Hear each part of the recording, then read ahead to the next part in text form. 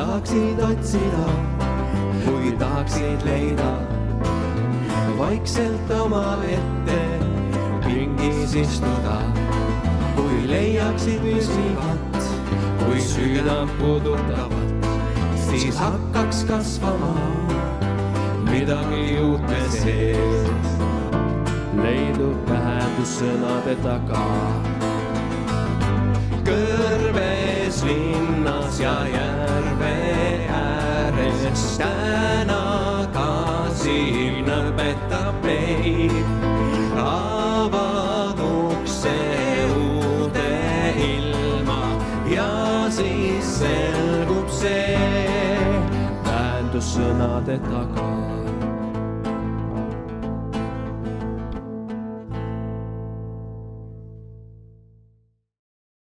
Tänased kirjakohad me leiame Luuka evangeeliumist 18. peatükist.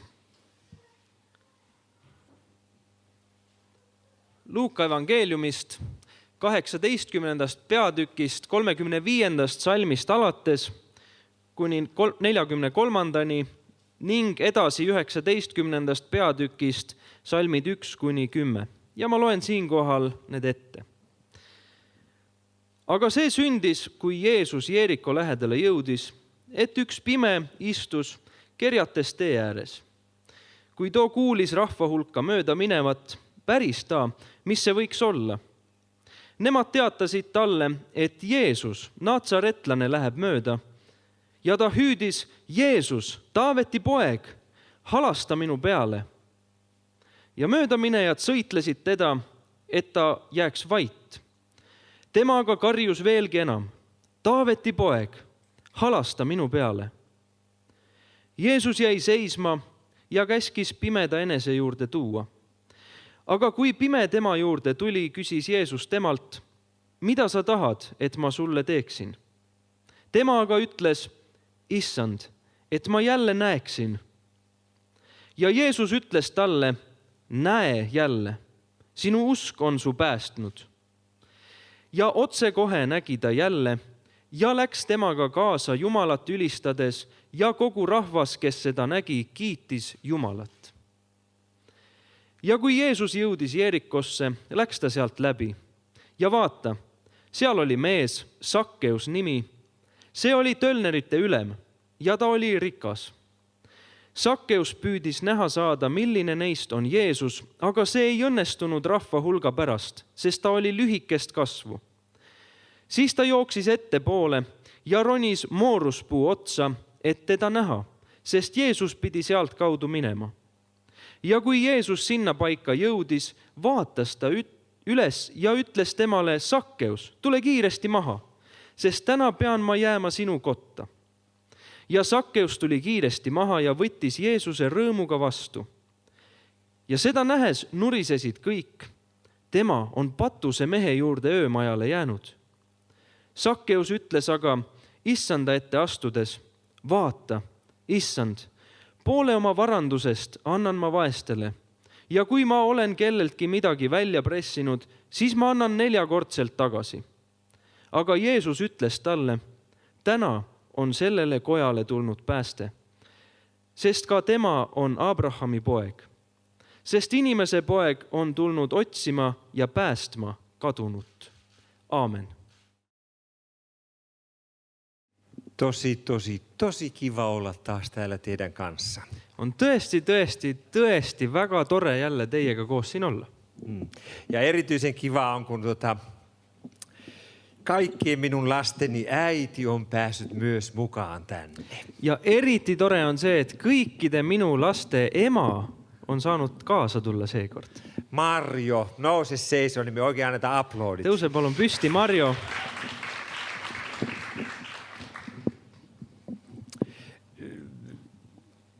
Se ei ole mikään iso juttu on se, että hän on kuitenkin yli 40 vuotta jo sietänyt minua virallisesti. Ja, et suur asi on see selle asja juures tegelikult, et üle 40 aasta ta on mind ametlikult ka välja pidanud kannatama. Nyt minä vien teidät tielle. Nüüd ma viin teid sellisele teele või teekonnale. Tämä on tämmöinen niin kuin road movie. See on nagu selline teekonnafilm. Joo. Tässä on semmoinen tapahtuma. Siin on selline sündmus aset leidnud, jossa Raamatun nämä lukujen tekijät ovat vähän tehnyt väkivaltaa ja poikkassut kesken tapahtuman, laittaneet luvun 18 loppuun ja 19 alkaa. ja siin piibli kokkupanijad on teinud sellise vägivaldse liigutuse, et nad on lõiganud siis 2 lugu omavahel nagu kokku. Nyt me laitetaan nämä yhteen ja me huomaamme, että se on täysin yhtenäinen yksi kokonaisuus. Tähendab siis nüüd me paneme nad kokku, aga siin on need piibli tegijad on siis löönud nad just peatükkideks lahku. Tämän 18 luvun lopun tapahtumat löytyy muistakin evankeliumista ja vähän toisella tavalla kerrottuna. Neid 18. peatüki lõpus kirjeldatud sündmust leidub ka teistes evangeeliumites, küll natuke teistmoodi kirjeldatutena. Mutta henkilökohtaisesti luotan Luukkaaseen kaikkein eniten yleensä näihin aikoihin ja paikkoihin liittyvässä Aga isiklikult usaldan just Luukast kõige rohkem, mis on seotud siis nende aegade ja kohtadega, mis piiblis kirjas on. Yksi syy on se, että Luukas selkeästi ulkopuolisena tutki asiat ja kyseli ihmisiltä ja järjesteli ne.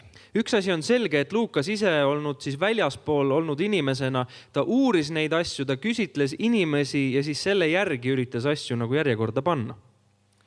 Nyt meillä on tässä 2 pointtia nyt näissä kahdessa kertomuksessa on 2 juttua. Nendes 2 loos siis võib välja tuua sellist 2 nagu asja, 2 pointti. Ensimmäisessä puhutaan aktiivisesta uskosta. Mitä on sellainen usko, joka aktiivisesti, voimakkaasti ja päämäärätietoisesti etsii Jeesusta? Esimene lugu räägib sellisest aktiivsest usust, et mis on see aktiivne usk, mis ise teadlikult ja sihilikult pingutab ja teeb midagi selle nimel, et otsib Jeesust. Ja toisessa puhutaan luterilaisille rakkaasta passiivisesta uskosta. Ja teises räägitakse siis võib-olla luterlastele vähe armsamast passiivsest usust. Se tarkoittaa sitä, että miten se Jeesus ja pelastus tulee meidän luokse. Se on tullut ja tapahtunut ilman meistä johtuvista asioista. See räägib siis sellest, kuidas Jeesus ja tema pääste justkui tulevad meie juurde ja see on nagu olnud sündmus, mis on ise juhtunud ja toimunud. Me nyt lähdetään Jerikon tielle. Aga kõigepealt läheme sinna Jeriko teele. Me tiedämme, että siellä oli sokea. Me teame, et seal oli üks pime. Ja siinä oli valtavasti kansaa. Ja seal oli hästi palju rahvast. Siellä oli normaalia enemmän ihmisiä liikkeellä. Seal oli normaalsest ja tavalisest võib-olla isegi rohkem inimesi liikvel tol hetkel. Se johtuu siitä. Ja see juhtus seepärast. Jerikossa tiedettiin, että Jeesus on tulossa Jerikoon. Sest Jeriko linnas teati seda, et Jeesus on sinna poole tulemas. Ei hän tullut sinne yllättäen. Ta ei tulnud sinna nagu üllatades kedagi. Ja normaali silloisen Lähi-idän tavan mukaan. Ja normaalselt siis selle Lähis-Ida kombe kohaselt. Kun meidän kylään tai kaupunkiin tulee joku arvovieras, tunnettu ihminen. Kui meie külla või linna tuleb keegi nagu väärikas inimene, tuntud inimene. Niin se koko kylä lähtee vastaan tätä ihmistä. Siis terve se kylä läheb sellele inimeselle vastu. Mitä arvokkaampi ihminen on tulossa, sen enempi kyläläisiä ja kaupunkilaisia lähtee vastaan tätä ihmistä. Ja mida aulisem isik on tulemas, siis seda rohkem külaelanikke läheb seda inimest vastu võtma. Se on kunnian osoitus tälle ihmiselle. Ja see siis väljendab au selle inimese suunas. Se on vähän sama kuin Andreas Verpalu tuli olympialaisten jälkeen kotia, niin ihmiset meni vastaan. Ja see oli umbes samamoodi nagu kui Veerpalu tuli võitjana, tuli koju tagasi, inimesed läksid ka siis vastu talle. Lennujaama vist. Se on kunnianosoitus. Ja sellega näidatakse justkui austust.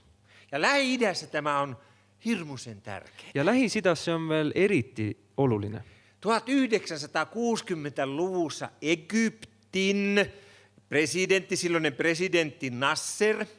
Nasser aastatel 1960 siis Egiptuse president.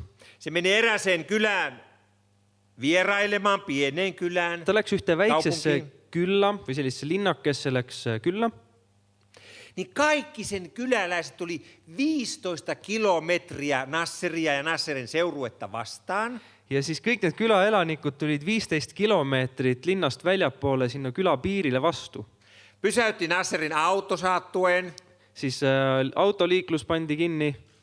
Moottorit pitää sammuttaa. Kõik autod pidi ka isegi seisma panema. Sitten laittoi köydet kaikkiin niihin autoihin, pitkät köydet. Ja pandi nagu siuksed ka siis lindid autode külge, köied, pikad köied pandi autode külge.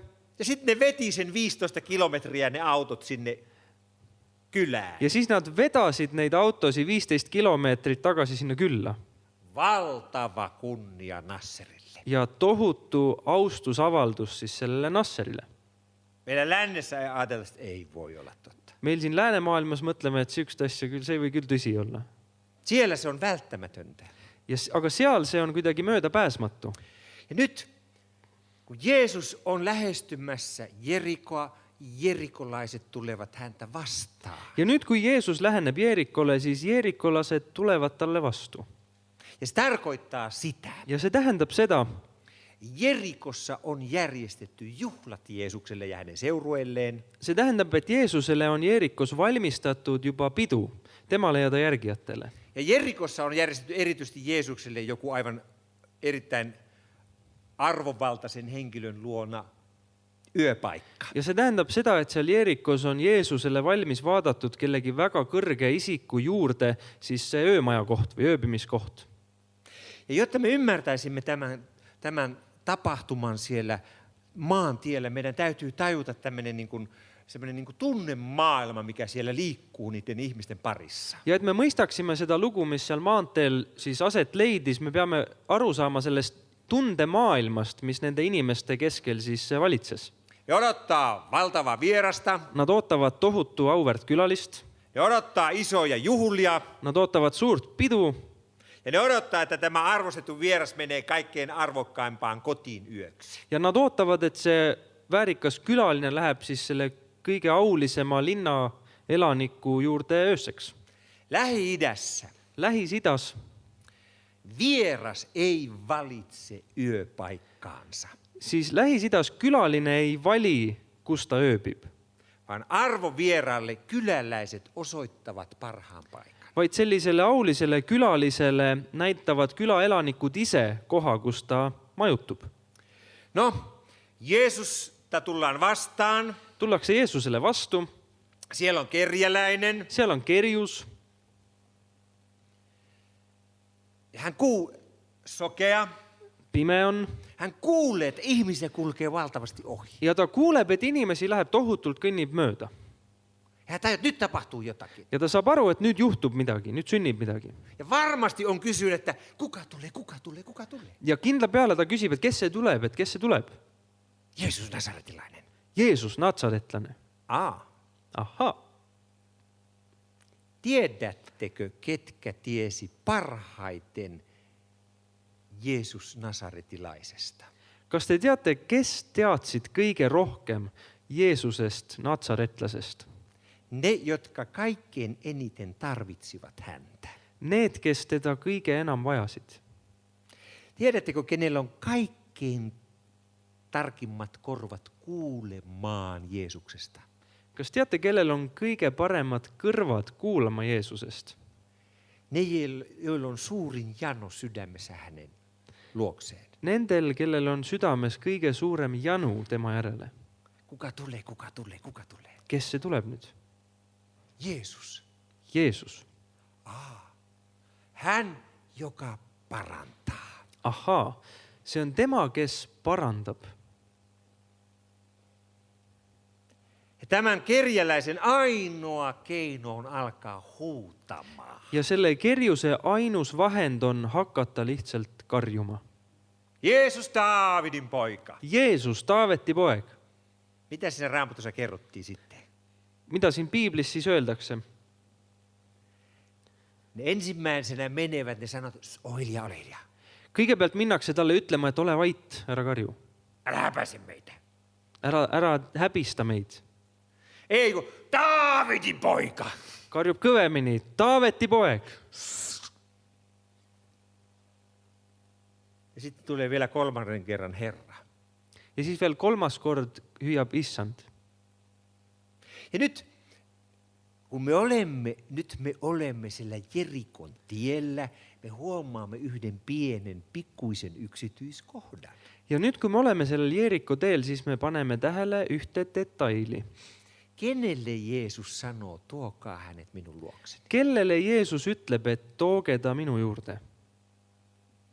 Niille, jotka sanoo sille, Neile, kes ütlevad talle, et ole vait. Tätä ei niin kuin länsilukija ei oikein heti huomaa tällaista yksityiskohtaa, joka on hyvin tärkeä idässä. Lääne lugeja võib-olla ei märka seda detaili nii täpselt kui siis Lähis-Ida piiblilugeja.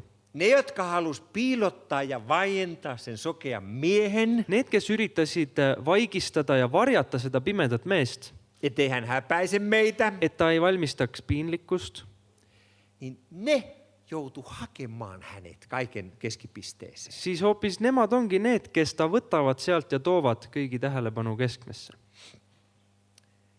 Kerjäläinen oli kunnia-ammatti Jeesuksen aikana. Jeesuse ajal kerjuse amet oli selline auline amet, auväärt amet. Kerjäläinen saattoi vastata sillä kerjäämisellä suuresta perheestä ja suuresta suvusta. Se saattoi pitää ne hengissä.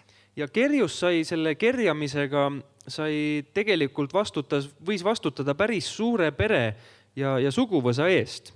Ehk siis suutis neid ära elatada. Ja se kerjääminen tapahtui aivan tietyllä. Siinä oli semmoinen tietty tapa, tyyli, miten se tehtiin. Ja see kerjamine alati toimus ühel kindlal viisil. Seal oli oma stiil, kuidas seda teha.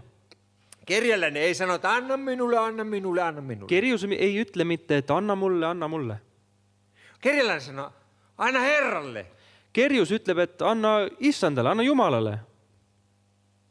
Miksi? Miks? Hurskas juutalainen aina antoi almuja. Sest vaga juut alati andis nagu siis kerjustele. Hurskaan juutalainen semmoinen ulkoinen mitta oli se, että muut näki, kun hän auttaa niitä kerjäläisiä. Siis vaga juudi nii-öelda väline selline üks mõõdupuudest oligi, et rahvas näeks, kui palju ta aitab ja kui palju ta annab kerjustele. Hebrean kielessä sana antaa almuja. Siis heebrea keeles sõna anda kas almuseid ja hurskas. Ja vaga. Ne on sama sana. Need ongi sama sõna. Kun sitä prikulen sama sana käytetään verbinä. Kui seda sama sõna kasutada verbina, se tarkoittaa, että minä annan almuja. Se tähendab, et ma annan nagu almust, ma annan almuseid. Ja silloin kun sitä käytetään substantiivina, siis nimisanana. Ja kui seda nimisõnana kasutatakse, se tarkoittaa hurskas. Siis se tähendab vaga. Nämä oli asiat niin lähellä toistiaan, olla hurskas ja antaa almuja ovat sama asia. Siis need kaks asja on üksteisele nii lähedal, et nad ongi nagu sama asi, et olla siis vaga ja anda almuseid. Ja nyt tällainen niin kuin ammattikunta kuin kerjäläiset. Ja selline nagu ametkond, siis nagu kerjused. Ne mahdollistivat hurskaiden olevan hurskaita. Need kerjused tegidki võimalikuks selle, et need vagad said olla vagad. Mutta ollakseen hyvä kerjäläinen. Aga selleks, et olla hea kerjus, täytyy olla hyvät ominaisuudet kerjäämiseen. Siis peavad olema head omadused kerjamiseks. Raaja rikkoi rampa. Siis vigane. Tai sokea. Või pime. Ne herättää eniten sääliä.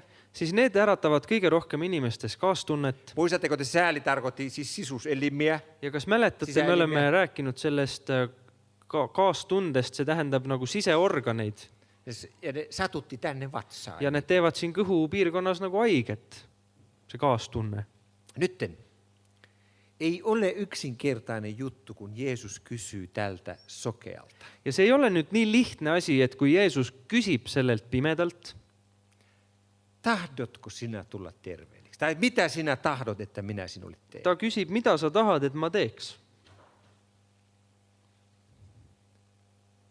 Mitä sinä haluat, että minä sinulle teen? Mida sa tahad, et ma sinule teeksin?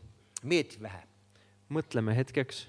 Sä olet kerjäläinen. Sa oled kerjus, Sä olet sokea. sa oled pime. Sen takia, että sä olet sokea kerjäläinen. Seepärast, et sa oled pime ja kerjus, Sinä elätät sinun perheen. sa tegelikult elatad oma perekonda, Sä elätät sinun vanhempasi. sa toetad oma vanemaid Sä mahdollisesti elätät sinun serkkusi. ja ka sugulasi. Ja kun sinä menetät ammattisi, Aga kui sa kaotad nüüd oma ameti, sulla ei ole mitään. siis sul ei ole ju midagi, Ei mitään. mitte midagi. Olenko minä valmis menettämään? Kas ma olen valmis sellest loobuma? Tuolla, kun nyt muistasin, tuolla Pakistanissa. Pakistanis. Siellä lähetystyöntekijät huomasi yhden pojan sairastavan semmoista tiettyä sairautta, jonka takia hän oli sokea. Seal leiti üks poiss, kellel oli mingi haigus, mille tõttu ta oli pime. Ja ne tiesi, että Amerikassa on sellainen silmäklinikka, joka voi leikata sen pojan silmät niin, että hän saa näkönsä. Ja nad teadsid, et Ameerikas on ka siuke silmakliinik, kus võidakse selle poisi silmad lõigata niimoodi, et nad jälle näevad. Ja ne järjesti, kun se poika ei suostunut eikä hänen vanhempansa uskaltanut lähteä Amerikkaan leikattavaksi. Ja kui see poiss ja ta vanemad nagu ei julgenud või ei tahtnud minna sinna Ameerikasse, et silmi lõigata, Ne asuu aivan siellä vuoristossa hyvin vaikean kulun takana. nad elasid seal väga raskesti ligipääsetavas kohas ka mäestikus. Niin Amerikassa järjestettiin valtava keräys, rahakeräys, Siis Ameerikas korraldati tohutu raha kogumine, jolla se lääkäri ja se koko klinikka siirrettiin tämän pojan takia sinne Pakistaniin. kui see kogu kliinik võeti ja viidi selle poisi pärast sinna Pakistani. Siis kaikki se, mitä tarvitaan sen leikkaukseen. Kõik see instrumentaarium, mida vajati selleks lõikuseks. Ne laittoi Pakistanissa sen kuorma-autoon ja lähtivät sinne vuoristoon menemään. Ja panid selle Pakistanis siis suurde veoautosse ja sõitsid sinna mäestikku. Ja kun ne pääsivät sinne, missä se poika asuu, Ja kui jõudsid sinna, kus see poiss elas, se poika oli hävinnyt. see poiss oli kadunud. Ja 2 viikkoa odotti. Ja 2 nädalat nad ootasid. Se poika ei tullut. Ja see poiss ei tulnud. Sitten niiden oli pakko lähteä takas Amerikkaan. Ja siis nad pidid minema Leikkausvälineet mukana. uuesti kogu see kola kaasas ja Ameerikasse tagasi. Aivan turha reissu. Täiesti siis mõttetu reis. Sitten se poika tuli pikkuhiljaa takas kylänsä. Ja siis see poiss tuli tagasi oma külla. Ja lähetystyöntekijä kysyi miksi. Ja siis need missionärid, kes ta leidsid, küsisid, et aga miks? Miksi sinä karkasit? Miks sa põgenesid? Minä en halua tulla terveeksi. See poiss ütles, et ma ei taha saada terveks. Minä en halua menettää sitä, mihin minä olen tottunut ja oppinut. Ma ei taha kaotada seda, millega ma olen harjunud ja millega ma olen tuttav. Mä en uskalla muuttua. Ma ei julge muutuda. Mitä haluat, että minä sinulle tekisin? Mida sa tahad, et ma sinule teeksin? Iso kysymys. Suur küsimus.